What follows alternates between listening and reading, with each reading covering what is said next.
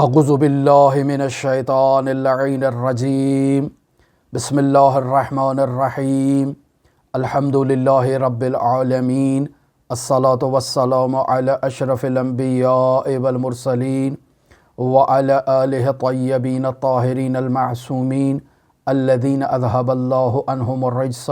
وطہرہم تطہیرا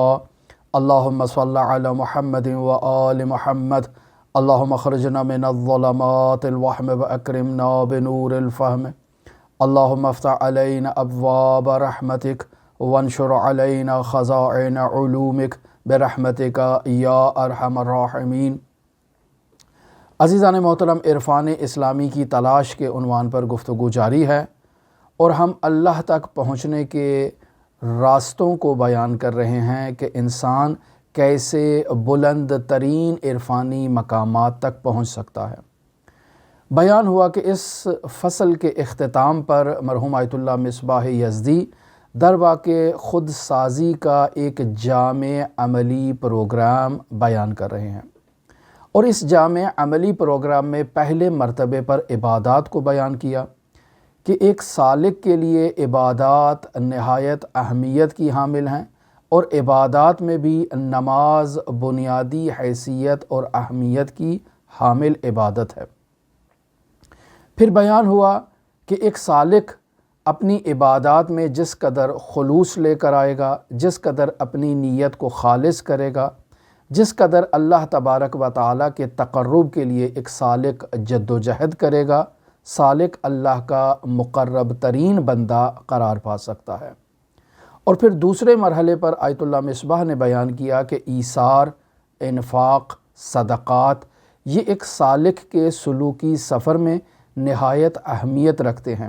پس ایک سالک اگر اللہ تک پہنچنا چاہتا ہے تو اس سالک کے لیے ضروری ہے کہ وہ باقاعدہ طور پر ان امور کی رعایت کرے اور اللہ تبارک و تعالیٰ کی خوشنودی کے لیے، اللہ تبارک و تعالیٰ کے تقرب کے لیے انفاق کرے، صدقات دے، اور ایثار کا اگر وہ مظاہرہ کر سکتا ہے تو ایثار کا مظاہرہ کرے۔ اور تیسری خصوصیت تفکر تھی کہ انسان اللہ تبارک و تعالیٰ کی آیات میں، نشانیوں میں غور و خوض کرے۔ اللہ نے انسان پر جو انعامات اور اللہ نے جو انسان پر توجہ کی ہے، انسان پر اپنی رحمتیں نازل فرمائی ہیں، انسان باقاعدہ ان کے بارے میں غور و خوض کرے، باقاعدہ ایک اپنی زندگی کا شیڈول قرار دے، ایک پروگرام ترتیب دے، تاکہ انسان اس غور و خوض کے نتیجے میں اللہ کا مقرب بندہ قرار پا سکے۔ آج در واقع چوتھی اور آخری خصوصیت کو آیت اللہ مصباح یہاں بیان کر رہے ہیں کہ سیر و سلوک کے جامع عملی پروگرام میں انسان کو یہ چاہیے کہ وہ اپنے ذہنی خیالات کو،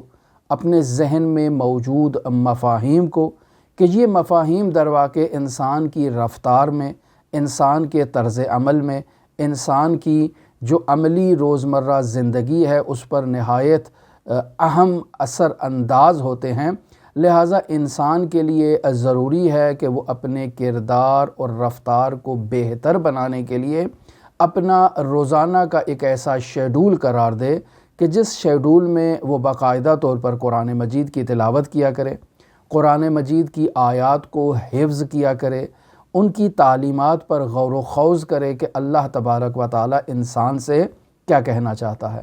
نہ صرف قرآن مجید بلکہ روایات اسلامی کا بھی مطالعہ کرے کہ رسول خدا صلی اللہ علیہ وآلہ وسلم نے جو مکارم اخلاق کی تکمیل کے لیے مبعوث ہوئے ہیں، رسول خدا نے اس انسان کو بلند ترین عرفانی مقامات تک پہنچنے کے لیے کیا تعلیمات دی ہیں، انسان روزانہ رسول خدا کی احادیث کی تلاوت کرے۔ اور نہ صرف رسول خدا بلکہ رسول خدا صلی اللہ علیہ وآلہ وسلم کے تمام جانشینوں کا قول، فعل اور تقریر ایسے ہی ہے جیسے رسول خدا کا قول، فعل اور تقریر ہے، چونکہ شیعہ اعتقادات کے مطابق تمام ہستیاں معصوم ہیں، اور ان تمام ہستیوں کا قول، فعل، تقریر ایک ہی انداز میں انسان کے لیے حجت ہے۔ لہٰذا انسان روایات رسول خدا، روایات ائمہ معصومین و حضرت صدیقہ طاہرہ فاطمہ زہرا سلام اللہ علیہا کا باقاعدہ ہر روز مطالعہ کرنے کی کوشش کرے، بالخصوص وہ مختصر کلمات جنہیں کلمات کثار کہا جائے، حکمت آمیز کلمات کہا جائے، جن میں نصیحتیں موجود ہوں، جن میں حکمتیں موجود ہوں۔ انسان روزانہ اپنی زندگی کا شیڈول قرار دے کہ ان حکمت آمیز مواعظ اور کلمات کثار کا روزانہ کی بنیادوں پر مطالعہ کرے گا۔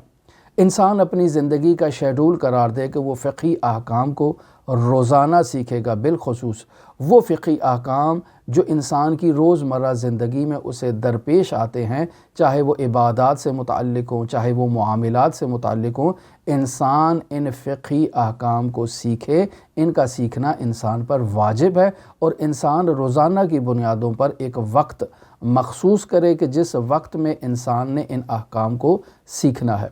اسی طرح انسان کوشش کرے کہ اخلاقی احکام جو اخلاقی نوعیت پر مشتمل ہیں یا اخلاقی احادیث، روزانہ کی بنیادوں پر ان کا مطالعہ کرے۔ لہٰذا عزیزان محترم، آپ دیکھیں کہ مرحوم آیت اللہ بہجت رحمۃ اللہ علیہ سے جب لوگ اخلاقی موارد میں نصیحت کا تقاضا کیا کرتے تھے تو وہ فرمایا کرتے تھے کہ ہر روز کتاب وسائل الشیعہ ابواب جہاد بالنفس سے روزانہ کی بنیادوں پر ایک حدیث کی تلاوت کیا کریں اور پھر اس پر عمل کرنے کی کوشش کریں۔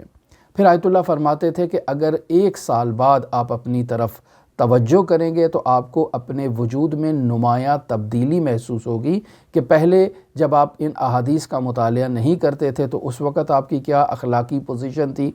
اب آپ کی اخلاقی پوزیشن کیا ہے۔ بس روزانہ کی بنیادوں پر انسان اپنی زندگی کا ایک ایسا شیڈول قرار دے کہ باقاعدہ اپنی فکر کو بہتر بنانے کے لیے، جو انسان کی روزانہ کے طرز عمل میں، روزانہ کے رفتار میں مؤثر واقعہ ہوتی ہے، اس فکر کو بہتر بنانے کے لیے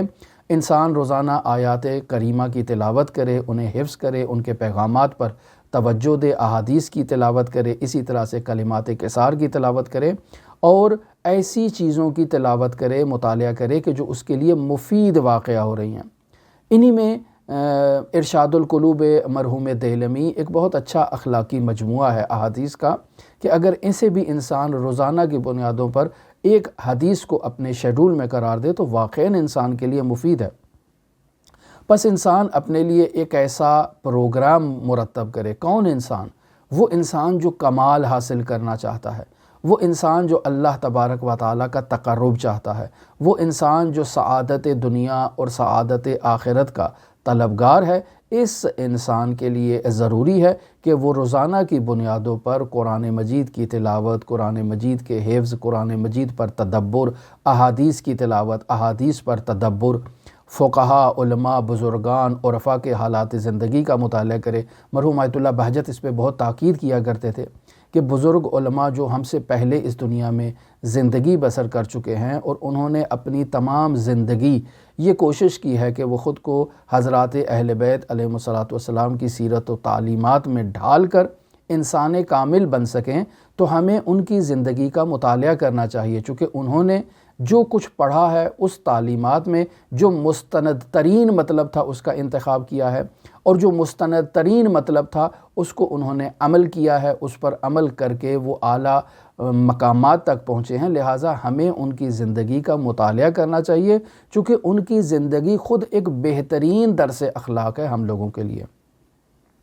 لہٰذا انسان کو کوشش کرنی چاہیے کہ روزانہ کی بنیادوں پر وہ باقاعدہ قرآن مجید کی تلاوت میں، باقاعدہ تدبر کے ساتھ تلاوت میں، حفظ میں اپنا کردار ادا کرے، احادیث کے مطالعے میں اپنا کردار ادا کرے، احادیث کو حفظ کرنے میں اپنا کردار ادا کرے، بزرگان کے حالات زندگی کا مطالعہ کرے، بزرگان کے حالات زندگی میں جو ایسے گراں بہا نقاط ہیں ان کو اپنے لیے باقاعدہ نوٹ کرے۔ یقیناً ان کے پیچھے احادیث موجود ہیں، اور اگر ہمیں وہ احادیث نظر نہیں آ رہی تو بھی وہ احادیث تو موجود ہیں، ہمیں نہ دکھائی نہ دینا یا ہمیں نظر نہ آنا اس بات کی دلیل نہیں ہے کہ ان کا عمل جو ہے وہ قرآن و سنت سے مطابقت نہیں رکھتا، یا ان کا عمل جو ہے وہ کسی حدیث کا نچوڑ نہیں ہے۔ یہ ہماری کوتاہی ہے کہ ہم اس حدیث تک یا اس مجموعے تک نہیں پہنچ رہے۔ لہٰذا عزیزان محترم، انسان جو طالب کمال ہے، انسان جو سعادت چاہتا ہے، انسان جو بلند عرفانی مقامات تک پہنچنا چاہتا ہے، اس کی زندگی کا مقصد یہ ہونا چاہیے کہ وہ روزانہ کی بنیادوں پر ان چیزوں کا مطالعہ کرے۔ اگر انسان ان چیزوں کو اپنے ذہن میں محفوظ رکھے گا، مثلا قرآن مجید کی نورانی آیات کو انسان اگر اپنے ذہن میں ڈالے گا تو انسان کا ذہن ان آیات کی تلاوت سے نورانی ہو جائے گا۔ جب انسان کے ذہن میں نور ہوگا تو اس نور کا انسان کے کردار پر اثر پڑے گا۔ ان حافظوں کی طرح نہ ہوں جو قرآن کو حفظ تو کر لیتے ہیں لیکن قرآن ان کے لیے نور کا باعث نہیں بنتا۔ ہم نے اس قرآن میں تدبر کرنا ہے، اہل بیت علیہم السلام کی سیرت و تعلیمات کے مطابق اس قرآن مجید سے اخذ کرنا ہے، اپنے آپ کو نورانی کرنا ہے، اپنے ذہن کو نورانی کرنا ہے۔ اور جب انسان کا ذہن نورانی ہو جائے گا تو انسان کے وجود پر اس کے آثار مرتب ہوں گے، انسان اسے واضح طور پر اور نمایاں طور پر اپنے وجود میں مشاہدہ کرے گا۔ خداوند متعال سورہ قمر کی آیت نمبر 17 میں ارشاد فرماتا ہے وَلَقَدْ يَسَّرْنَا الْقُرْآنَ لِلذِّكْرِ فَهَلْ مِن مُدَّكِرٍ، کہ ہم نے اس قرآن کو نصیحت کے لیے نہایت آسان بنا دیا ہے۔ لَقَدْ يَسَّرْنَا الْقُرْآنَ لِلذِّكْرِ، ہم نے قرآن کو آسان بنا دیا ہے، لِلذِّكْرِ، نصیحت کے لیے، فَهَلْ مِن مُدَّكِرٍ، تو کیا ہے کوئی انسان جو اس قرآن سے نصیحت لینا چاہتا ہے؟ پس اگر انسان قرآن کو نصیحت کی غرض سے اٹھاتا ہے، قرآن مجید کی نورانی آیات کی تلاوت کرتا ہے، قرآن مجید کی نورانی آیات میں تدبر کرتا ہے، قرآن مجید کی نورانی آیات کو حفظ کرنے کی کوشش کرتا ہے، تو ایسے میں انسان جو نصیحت کی غرض سے قرآن کو اٹھا رہا ہے، اس انسان کا ذہن نورانی ہو جائے گا اس قرآن کی تلاوت سے۔ اگر انسان احادیث نبوی کا مطالعہ کر رہا ہے، احادیث معصومین کا مطالعہ کر رہا ہے اپنے آپ کو نصیحت دینے کے لیے، تو ان احادیث کا نور انسان کے ذہن کو نورانی کر دے گا۔ لہٰذا خداوند متعال نے ہمیں قرآن مجید میں اس بات کی تاکید کی ہے، سورہ مزمل آیت نمبر 20، کہ ہم باقاعدہ طور پر قرآن مجید کی تلاوت کیا کریں۔ فَقْرَؤُوا مَا تَيَسَّرَ مِنَ الْقُرْآنِ، کہ جس قدر تمہارے لیے آسانی ہو، جتنا تمہارے لیے ممکن ہو، قرآن مجید کی تلاوت کیا کرو۔ انسان جب قرآن مجید کی تلاوت کرتا ہے، قرآن مجید سے کسی سورہ کو حفظ کر لیتا ہے، اس کے مفاہیم کو اپنے ذہن میں لے آتا ہے، تو وہ مفاہیم جو نور ہیں انسان کے ذہن کو نورانی کر دیتے ہیں اور انسان کے ذہن میں ہمیشہ وہ گھومتے رہتے ہیں۔ لہٰذا ہمیشہ انسان کے ذہن سے جو افکار نمودار ہوں گی، جو انسان سوچے گا، وہ ان نورانی افکار سے مس ہو کر انسان کی سوچ نمودار ہوگی، تو انسان کی سوچ جو ہے وہ نورانی ہو جائے گی۔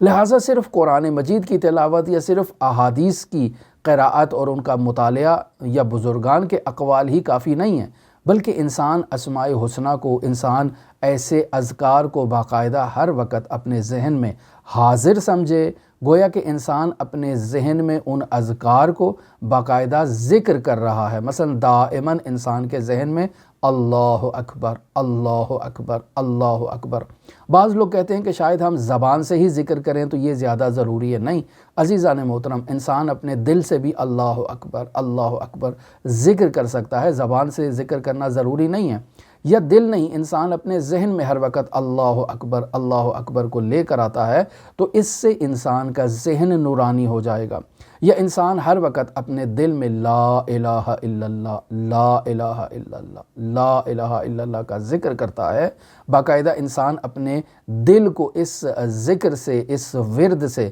انسان جو ہے وہ نورانی کر دیتا ہے، تو ایسے میں انسان کے ذہن سے جو افکار نمودار ہوں گے وہ نورانی افکار ہوں گے۔ کیوں؟ چونکہ یہ اذکار وہ اذکار ہیں جو اللہ تبارک و تعالیٰ کی عظمت پر دلیل ہیں، جو اللہ تبارک و تعالیٰ کی قدرت پر دلیل ہیں، اور جب یہ اذکار انسان کے دل میں گردش کریں گے، انسان کے دماغ میں گردش کریں گے، انسان کے کانوں میں گویا کہ ان اذکار کی صدا گونج رہی ہوگی، تو ان آثار، ان اذکار کے روحانی آثار اور ان کی روحانی مہک سے انسان کا دل ہمیشہ معطر رہے گا۔ لہٰذا اس کے آثار انسان کے اعضاء و جوارح سے ظاہر ہوں گے۔ جب انسان کے وجود میں یہ اذکار گردش کرتے ہیں تو انسان کے وجود میں اللہ کی بندگی کے گویا کہ بادل منڈلا رہے ہیں۔ انسان اللہ کی بندگی کے لیے خود کو ہر وقت اللہ تبارک و تعالیٰ کی بارگاہ میں حاضر سمجھتا ہے۔ انسان اللہ کی بندگی میں، اللہ کی خوشنودی میں خود کو اللہ کے حضور خاضع کر دیتا ہے، اور اللہ تبارک و تعالیٰ بھی ایسے انسان کو اپنے راستے دکھا دیتا ہے۔ وَالَّذِينَ جَاهَدُوا فِينَا لَنَهْدِيَنَّهُمْ سُبُلَنَا، جو اللہ تبارک و تعالیٰ کی طرف قدم بڑھاتا ہے، جد و جہد کرتا ہے، جہاد بے نفس کرتا ہے اور اللہ تک پہنچنا چاہتا ہے، لَنَهْدِيَنَّهُمْ سُبُلَنَا، اللہ تبارک و تعالیٰ انہیں اپنے راستوں کی طرف رہنمائی کر دے گا۔ پس یہ اذکار نور ہیں، قرآن مجید نور ہے، رسول خدا کی احادیث نور ہیں، یہ اذکار لا الہ الا اللہ، اللہ اکبر، سبحان اللہ، الحمدللہ، یہ سب کے سب نور ہیں۔ اور جب انسان ہر وقت ان نورانی اذکار سے خود کو منور کرتا رہے گا تو مسلسل انسان کی سوچ نورانی ہوتی جائے گی، اور انسان کے اعضاء و جوارح سے جو افعال سرزد ہوں گے وہ بھی نورانی ہوں گے۔ یہاں آیت اللہ مصباح فرما رہے ہیں کہ ہم نے پہلے بھی حضرت امام محمد باقر علیہ السلام کے حالات زندگی سے ایک روایت کو نقل کیا تھا۔ یہ روایت مرحوم کلینی نے اصول کافی کی جلد نمبر 2 صفحہ نمبر 499 اور حدیث نمبر 1 کے تحت اس روایت کو حضرت امام جعفر صادق علیہ السلام سے نقل کیا تھا، اور یہ پہلے آپ کی خدمت میں بیان ہو چکی ہے کہ امام جعفر صادق علیہ السلام کہتے ہیں کہ کان ابی کثیر الذکر، میرے بابا امام محمد باقر بہت زیادہ ذکر کیا کرتے تھے۔ لقد کنت امشی معہ، میں ان کے ساتھ جب کہیں سفر پر جایا کرتا تھا یا کبھی ان کے ساتھ خیابان پر یا سڑک پر یا گلی میں کہیں سے عبور کیا کرتا تھا، وَإِنَّهُ لَيَذْكُرُ اللَّهَ، تو وہ اس حالت میں اللہ تبارک و تعالیٰ کا ذکر کیا کرتے تھے۔ وَأَعْكُلُ مَعَهُ الطَّعَامَ، میں ان کے ساتھ جب کھانا کھایا کرتا تھا تو وہ اس کھانا کھانے کی کیفیت میں اور حالت میں بھی وَإِنَّهُ لَيَذْكُرُ اللَّهَ، وہ اللہ تبارک و تعالیٰ کا ذکر کیا کرتے تھے۔ وَلَقَدْ كَانَ يُحَدِّثُ الْقَوْمَ، اور جب وہ عوام کے ساتھ، قوم کے ساتھ، اصحاب کے ساتھ، مؤمنین کے ساتھ گفتگو کیا کرتے تھے، وَمَا يَشْغَلُهُ ذَلِكَ عَنْ ذِكْرِ اللَّهِ، تو لوگوں کے ساتھ گفتگو انہیں ذکر خدا سے دور نہیں کیا کرتی تھی، وہ اس حالت میں بھی اللہ تبارک و تعالیٰ کا ذکر کیا کرتے تھے۔ پھر یہاں امام جعفر صادق علیہ السلام ارشاد فرماتے ہیں وَكُنْتُ أَرَى لِسَانَهُ لَازِقًا بِحَنَكِهِ يَقُولُ لَا إِلَهَ إِلَّا اللَّهِ، میں ہمیشہ ان کو مشاہدہ کیا کرتا تھا کہ ان کی زبان مبارک ان کے تالو کے ساتھ چپکی ہوئی ہے اور وہ باقاعدہ لا الہ الا اللہ، لا الہ الا اللہ کا ذکر کر رہے تھے۔ یعنی جب انسان لا الہ کا ذکر کرتا ہے تو انسان کی زبان تالو سے جا کر لگتی ہے۔ تو یہ امام جعفر صادق علیہ السلام فرما رہے ہیں کہ میرے بابا ہر وقت ذکر کی حالت میں رہا کرتے تھے۔ در واقع امام محمد باقر علیہ السلام کی یہ عملی سیرت اور عملی روش ہمیں اس بات کی تعلیم دے رہی ہے کہ یہ اذکار نورانیہ ہیں، لہٰذا انسان اگر خود کو ہمیشہ ان اذکار سے جو ہے وہ مزین رکھے گا، جیسے امام محمد باقر کی زندگی میں ہم نے یہ مطالعہ کیا اور امام جعفر صادق نے ہمیں یہ تعلیم دیا کہ وہ سڑک پر چلتے ہوئے، خیابان پر چلتے ہوئے، گلی میں چلتے ہوئے ذکر کیا کرتے تھے، کھانا کھاتے وقت ذکر کیا کرتے تھے، لوگوں سے گفتگو کیا کرتے تھے تو ذکر کیا کرتے تھے، لوگوں سے بات کر رہے ہیں تب بھی ذکر کیا کرتے تھے، اور ہمیشہ ان کی زبان پر لا الہ الا اللہ کا ذکر جاری رہا کرتا تھا۔ تو در واقع یہ اس بات کی تعلیم دی جا رہی ہے کہ انسان اس انداز میں خود کو ذکر لا الہ الا اللہ سے منور کر سکتا ہے۔ انسان جب لا الہ کا ذکر کرتا ہے اپنے دل میں تو کچھ عرصہ کے بعد انسان کو اپنے دل سے اس ذکر کی آواز سنائی دے گی۔ عزیزان محترم، اور باقاعدہ ایسے عرفا، باقاعدہ ایسی شخصیات کے حالات زندگی میں یہ بات معلوم ہے کہ وہ اگر ذکر کی کیفیت میں اگر سو بھی رہے ہوتے تھے تو ان کے وجود سے باقاعدہ اس ذکر کی آواز سنائی دیا کرتی تھی، یعنی ان کا قلب صنوبری جو دھڑکن دے رہا ہے وہ دھڑکن میں بھی اس ذکر کو ادا کر رہا ہے۔ پس یہ عالم سو رہا ہے، یہ عارف سو رہا ہے، لیکن اس کے تمام بدن سے اس ذکر کی آواز سنائی دے رہی ہے۔ یہی آواز اس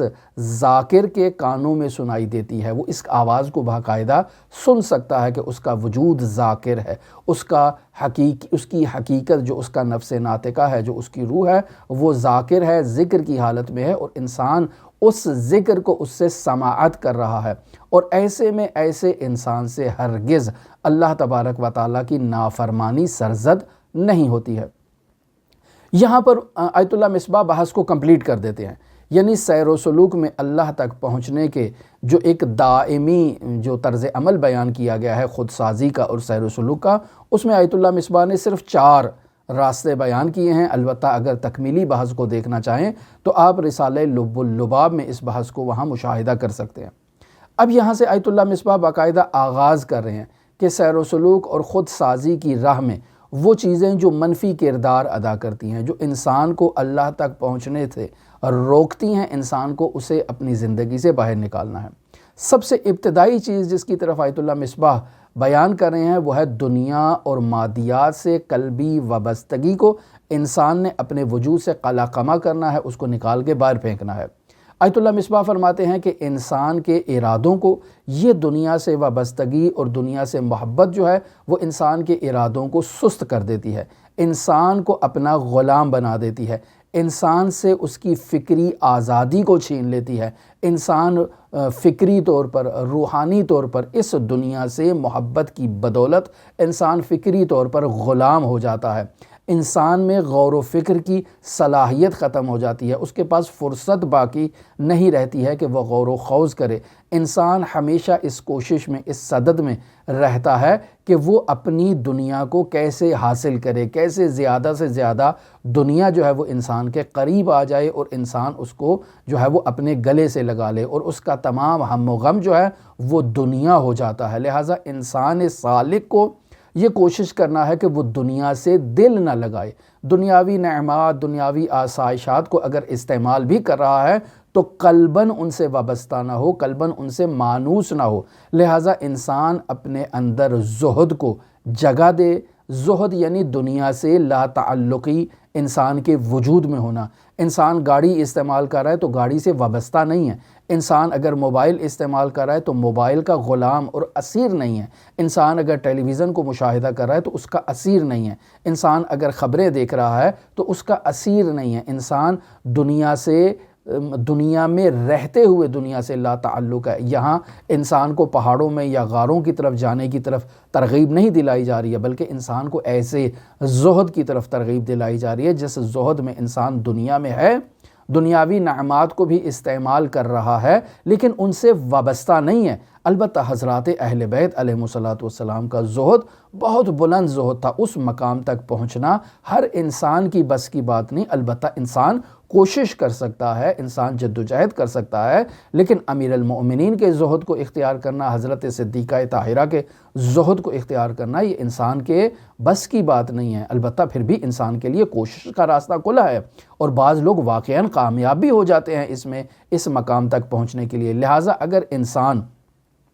دنیا اور دنیاوی لذات سے خود کو مانوس کر لیتا ہے تو اس انس کے نتیجے میں انسان کے وجود میں ایک قلبی وابستگی ایجاد ہو جاتی ہے۔ اب انسان کے وجود سے اس قلبی وابستگی کو کھینچ کر باہر نکالنا یہ انسان کے بس کی بات نہیں ہے۔ اسے باہر نکالنے کے لیے انسان کو سالوں سال ریاضتیں کرنے کی ضرورت ہے، نہایت طاقت فرسا قسم کے چلوں کی ضرورت ہے، چونکہ یہ محبت اب انسان کے وجود میں اپنی جگہ بنا چکی ہے، اور اس محبت کو نکالنے کے لیے انسان کو بہت زحمت کرنا کی ضرورت ہے۔ لہٰذا بیان کیا جاتا ہے کہ انسان آغاز ہی میں، ابتدا ہی میں یہ کوشش کرے کہ انسان دنیا اور دنیاوی لذتوں سے جو ہے وہ مانوس نہ ہو، انہیں استعمال کرے، ان کا غلام نہ ہو، ان سے انس کو اپنے وجود میں ایجاد نہ ہونے دے۔ یہ جو آپ دنیاوی تجملات کو مشاہدہ کرتے ہیں، دنیاوی خوبصورتیوں کو مشاہدہ کرتے ہیں، دنیاوی سہولیات کو مشاہدہ کرتے ہیں،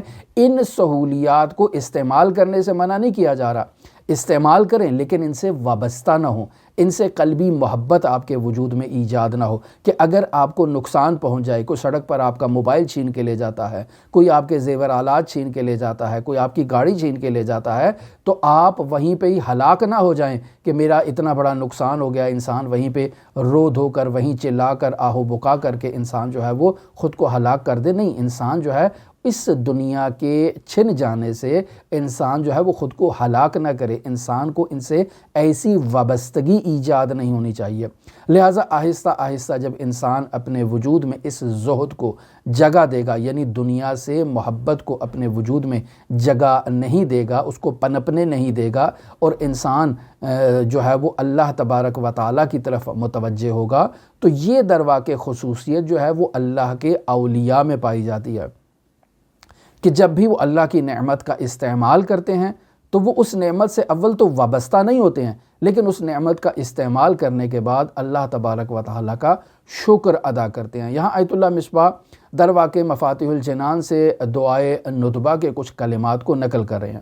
یہاں دعائے ندبہ میں جو ہے وہ انسان اللہ تبارک و تعالیٰ کی بارگاہ میں دعا کرتا ہے، اللہم لک الحمد علی ما جرى بہ قضاؤک فی اولیائک، اے میرے پروردگار تو نے جو کچھ بھی اپنے اولیاء کو، اپنے دوستوں کے لیے جو کچھ بھی تو نے مقدر قرار دیا ہے، ہم اس پر تیرے شکر گزار ہیں۔ کون سے اولیاء؟ کن اولیاء کا یہاں ذکر ہو رہا ہے؟ الذین استخلصتہم لنفسک و دینک، وہ اولیاء کہ جنہوں نے اپنے نفس کو اللہ کے دین کی نشر و اشاعت کے لیے، اللہ کے دین کو پھیلانے کے لیے مختص کر رکھا ہے۔ اذ اخترت لہم جزیل ما عندک من النعیم المقیم الذی لا زوال لہ ولزم حلال،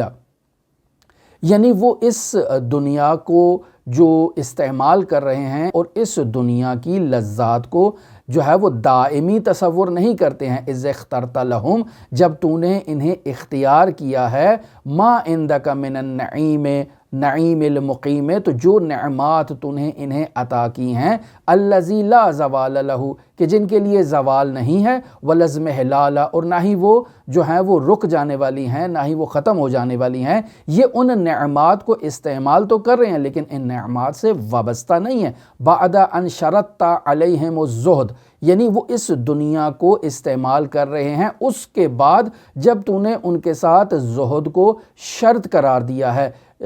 فی درجات ہذہ الدنیا، کون سی دنیا؟ الدنیا، جو دنیا پست ہے، وزخرفہا، اور اس دنیا کی جو نعمات ہیں وہ بھی پست ہیں، وزبرجہا، اور اس کی نعمات جو ہیں وہ پست ہیں، اور وہ اس کی جاہ و حشم میں خود کو جو ہے وہ آلودہ نہیں کرتے ہیں، خود کو اس سے وابستہ قرار نہیں دیتے ہیں۔ فشرطوا لک ذالک، تو نے ان کے لیے اسے شرط قرار دیا ہے تاکہ وہ اس دنیا کی نعمات کو استعمال کریں اور ان نعمات سے وابستہ نہ ہوں، ان نعمات سے قلبی محبت ان کے وجود میں ایجاد نہ ہو، اور انہوں نے اس شرط کو بھی ایکسیپٹ کر لیا ہے۔ لہٰذا آپ دیکھیں کہ یہاں پر آیت اللہ مصباح درواقع مرحوم مجلسی کی بہار الانوار کی جلد نمبر 43 ہے، صفحہ نمبر 83 ہے، اور حدیث نمبر 6 کے تحت ایک واقعے کو نقل کر رہے ہیں جسے امام محمد باقر علیہ السلام نے بیان کیا ہے۔ امام محمد باقر فرماتے ہیں کہ رسول خدا صلی اللہ علیہ وآلہ وسلم جب کبھی سفر پر تشریف لے جایا کرتے تھے تو سب سے آخر میں جب وہ شہر کے لوگوں سے یا اپنے عزیز و اقارب سے سفر کی رخصتی پر وداع کر رہے ہوتے تھے تو سب سے آخر میں حضرت صدیقہ طاہرہ فاطمہ زہرا سلام اللہ علیہا کے پاس آتے اور ان سے وداع کرتے۔ لیکن جب رسول خدا سفر سے واپس آتے تو سب سے پہلے آغاز میں حضرت صدیقہ طاہرہ فاطمہ زہرا سلام اللہ علیہا کے پاس تشریف لے جایا کرتے اور ان سے ملاقات کرتے اور ان سے جو ہے وہ گفتگو کرتے، ان سے ملاقات کرتے۔ رسول خدا سفر پر ہیں، امیر المؤمنین علی ابن ابی طالب کسی جنگ سے کچھ مال غنیمت لے کر آئے ہیں اور اسے حضرت صدیقہ طاہرہ فاطمہ زہرا کی خدمت میں پیش کر دیا۔ فاطمہ زہرا سلام اللہ علیہا نے اس مال کو فروخت کروایا اور اس سے جو حاصل شدہ رقم تھی اس سے 2 چاندی کے کنگن بنوائے اپنے ہاتھوں میں پہننے کے لیے، اور ایک پردہ جسے انہوں نے اپنے دروازے پر آویزاں کرنا تھا، وہ پردہ بھی آویزاں ہو گیا۔ اب رسول خدا صلی اللہ علیہ وآلہ وسلم سفر پر ہیں، جیسے ہی سفر سے واپس تشریف لاتے ہیں تو سیدھا حضرت فاطمہ زہرا سلام اللہ علیہا کے بیت الشرف میں داخل ہوتے ہیں۔ اب جب فاطمہ زہرا کے گھر میں تشریف لائے تو دیکھا کہ ایک نیا پردہ جو ہے وہ آویزاں ہے، اور فاطمہ زہرا سلام اللہ علیہا کے دستہائے مبارک میں وہ چاندی کے کنگن ہیں۔ رسول خدا سلام علیہ کر کے وہاں سے رخصت ہو گئے، زیادہ دیر نہیں تشریف فرما ہوئے۔ فاطمہ زہرا سلام اللہ علیہا کو رسول خدا کے جلد رخصت ہو جانے سے اس بات کا علم ہو گیا کہ رسول خدا صلی اللہ علیہ وآلہ وسلم کو یہ انداز زندگی پسند نہیں آیا، لہٰذا حضرت صدیقہ طاہرہ فاطمہ زہرا سلام اللہ علیہا نے حضرات حسنین شریفین کو ندا دی، وہ تشریف لائے۔ حضرت صدیقہ طاہرہ نے ان چاندی کے کنگنوں کو اپنے ہاتھوں سے اتارا، اس پردے کو اتارا اور اسے لپیٹا اور حضرات حسنین شریفین کے ہاتھوں میں دیا کہ جاؤ اسے نانا رسول خدا صلی اللہ علیہ وآلہ وسلم کی خدمت میں پیش کر دو۔ رسول خدا صلی اللہ علیہ وآلہ وسلم حضرت صدیقہ طاہرہ فاطمہ زہرا سلام اللہ علیہا کے گھر سے سیدھا مسجد میں تشریف لے گئے۔ حضرات حسنین شریفین نانا سے ملاقات کے لیے مسجد میں جاتے ہیں اور جا کر اس چادر کو، اس پردے کو اور ان کنگنوں کو رسول خدا کی خدمت میں تقدیم کر دیتے ہیں اور پیش کر دیتے ہیں۔ رسول خدا صلی اللہ علیہ وآلہ وسلم بھی مسکراتے ہیں، تبسم فرماتے ہیں، اور اس چیز کا انہیں علم ہو جاتا ہے کہ فاطمہ زہرا سلام اللہ علیہا جو ان کے وجود کا حصہ ہیں، جو ان کی ذات کا حصہ ہیں، جو نور ہیں، انہیں رسول خدا کی قلبی کیفیت کا فوراً علم ہو گیا ہے۔ لہٰذا رسول خدا صلی اللہ علیہ وآلہ وسلم حکم دیتے ہیں کہ ان چاندی کے کنگنوں کو باقاعدہ حصوں میں تقسیم کیا جائے، توڑا جائے، قطعے کیا جائے، چونکہ چاندی کی خود اپنی ایک ویلیو ہے۔ ایک ٹکڑا بھی اگر کسی کے ہاتھ میں آ جائے تو بالآخر اسے فروخت کر کے وہ اس سے کوئی چیز حاصل کر سکتا ہے۔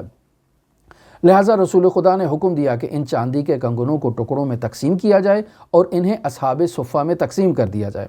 اور وہ جو پردہ حضرت صدیقہ طاہرہ فاطمہ زہرا سلام اللہ علیہا کے بیت الشرف سے آیا تھا اسے بھی اصحاب صفہ میں سے ایک صحابی کو دے دیا جس کے پاس پہننے کے لیے مناسب لباس نہیں تھا۔ لہٰذا عزیزان محترم، اس واقعے سے جسے امام محمد باقر نے نقل کیا ہے معلوم ہوتا ہے کہ رسول خدا صلی اللہ علیہ وآلہ وسلم کی حیات طیبہ میں یا حضرات اہل بیت علیہم الصلاۃ والسلام کی حیات طیبہ میں دنیا اور دنیاوی وابستگیاں موجود نہیں تھیں۔ وہ کوشش کیا کرتے تھے کہ ان وابستگیوں کو اپنے وجود میں پنپنے نہ دیں، لہٰذا وہ چیزیں جو دنیا کی استعمال کی جا رہی ہیں اگر اس کے مشابہ یا اس کے برابر معاشرے میں لوگ محرومیت کا شکار ہیں، جیسے اصحاب صفہ ہیں کہ جن کے پاس رہنے کو ٹھکانہ نہیں ہے، جن کے پاس کھانے کو جو ہے خوراک نہیں ہے، جن کے پاس پہننے کو لباس نہیں ہے، ایسے میں اگر حضرات اہل بیت علیہم الصلاۃ والسلام کے گھر میں چاندی کے کنگن موجود ہوں، ایک نیا پردہ جو ہے وہ دروازے پر آویزاں کر دیا جائے جس کی ضرورت نہیں ہے، وہیں پرانا پردہ لگایا جا سکتا ہے، تو ایسے میں حضرت رسول خدا صلی اللہ علیہ وآلہ وسلم کے طرز عمل اور فاطمہ زہرا سلام اللہ علیہا نے جو رسول خدا کے طرز عمل سے بھانپا، معلوم ہوا کہ معاشرے کی حالت حضرات اہل بیت کی حالت سے جو ہے وہ بہتر ہونی چاہیے، ابتر نہیں ہونی چاہیے، لہٰذا فوراً اسے دے دیا تاکہ معاشرے میں اس کو صرف کیا جائے۔ لہٰذا عزیزان محترم، یہ ہمیں اس بات کا درس دیا جا رہا ہے کہ ہم اگر دنیا کو استعمال کر بھی رہے ہیں تو ہمیں معاشرے میں موجود محروم طبقات کا خیال رکھنا یہ ہمارا ذمہ داری ہے، ہمارا وظیفہ ہے۔ لہٰذا اسی وجہ سے سیر و سلوک میں آیت اللہ مصباح نے جو دوسری بنیادی چیز عبادات کے لیے بات بیان کی ہے وہ صدقات ہیں، وہ انفاق ہے، وہ ایثار ہے، جو انسان کے سالک کے لیے بہت ضروری ہے۔ اگر وہ سلوکی مقامات طے کرنا چاہتا ہے، اللہ تک پہنچنا چاہتا ہے، تو اسے معاشرے کے محروم طبقات کا خیال رکھنا ہے، بالخصوص ایسے طبقات کا جو اللہ کے دین کی نشر و اشاعت کر رہے ہیں، جو اللہ کا پیغام پہنچا رہے ہیں، جو اللہ کے دین کی تبلیغ کر رہے ہیں، اور آپ کو دل سے اس بات کا علم ہو رہا ہے کہ فلاں شخص واقعاً اسلام کے لیے مخلص ہے، واقعاً اسلام کے لیے کام کر رہا ہے، اگر اس تک پہنچایا جائے تو واقعاً وہ مستحق تک پہنچائے گا۔ آپ کی ذمہ داری ہے کہ خود جا کر مستحق تک پہنچائیں، اس سے مستحق کا پتہ لے لیں، یا اس کے ذریعے سے مستحق تک پہنچائیں اور مستحق کی مدد کریں۔ یہ عزیزان محترم سیر و سلوک میں عبادات کے بعد بہترین وظیفہ ہے۔ ہم سمجھتے ہیں کہ شاید چلے کر لینے سے، شاید اذکار کر لینے سے، شاید 1000 مرتبہ لا الہ الا اللہ پڑھ لینے سے، 1000 مرتبہ سورہ قدر کی تلاوت کر لینے سے شاید یہ ہمارے لیے بہت ہی بلند عرفانی مقام کا حامل ہوگا۔ نہیں عزیزان محترم، بنیادی چیز سیر و سلوک میں جسے بیان کیا جا رہا ہے عبادات کے بعد، وہ انفاق ہے، وہ صدقات ہیں، وہ خیرات ہیں، وہ ایثار ہے جسے انسان اللہ کی بارگاہ میں انجام دیتا ہے۔ یعنی خود دنیا کو استعمال بھی کر رہا ہے لیکن ساتھ دوسروں کا بھی خیال رکھ رہا ہے۔ یہ درواقع انسان کے وجود سے مادیات اور دنیا کی چمک دمک سے جو وابستگی ہے، جو محبت ہے، اسے انسان کے وجود سے باہر نکال دیں گے اور انسان کو اللہ تبارک و تعالیٰ کے قریب کر دیں گے۔ لہٰذا یہ منفی سیر و سلوک میں ایک راستہ ہے کہ انسان دنیا سے وابستہ ہو جائے۔ اگر ایک سالک، آپ مشاہدہ کر رہے ہیں معاشرے میں کہ کوئی سیر و سلوک کی بات کرتا ہے اور وہ دنیا سے وابستہ ہے، اس کے دل میں دنیا کی محبت موجود ہے، وہ دنیا کا فریفتہ ہے، وہ دنیا کی چاہت میں لگا ہوا ہے، تو آپ جان لیں کہ یہ جو بول رہا ہے یہ اس پر عمل نہیں کر رہا ہے۔ قواقب کچھ نظر آتے ہیں کچھ۔ ہماری دعا ہے کہ خداوند متعال ہمیں حضرات اہل بیت علیہم الصلوۃ والسلام کی سیرت و تعلیمات پر عمل کرنے کی توفیق عطا فرمائے۔ ہماری دعا ہے کہ خداوند متعال ان عرفانی مطالب کو صحیح معنی میں سمجھنے اور ان پر عمل کرنے کی توفیق عطا فرمائے۔ ہماری دعا ہے کہ خداوند متعال ہمیں آیات قرآنی کی تلاوت، ان میں تدبر کرنا، احادیث نورانیہ کی تلاوت اور ان میں تدبر کرنے کی سعادت نصیب کرے۔ ہماری دعا ہے کہ خداوند متعال ہمیں سلف صالح علماء بزرگان کے حالات زندگی کی قراءت، ان کا مطالعہ، ان سے عملی درس لینے کی سعادت نصیب کرے۔ ہماری دعا ہے کہ خداوند متعال جو بھی مشکلات ہمارے اطراف میں موجود ہیں، چاہے وہ مادی مشکلات ہیں، چاہے وہ معنوی مشکلات ہیں، خداوند متعال ہمارے اطراف سے ان مشکلات کا خاتمہ فرمائے۔ ہماری دعا ہے کہ خداوند متعال منجی عالم بشریت حضرت صاحب العصر والزمان کے ظہور میں تعجیل فرمائے، ہمیں حضرت کے اصحاب و اعوان و انصار میں شمار فرمائے۔ اللہم صلی علی محمد و آل محمد وعجل فرج قوائم آل محمد۔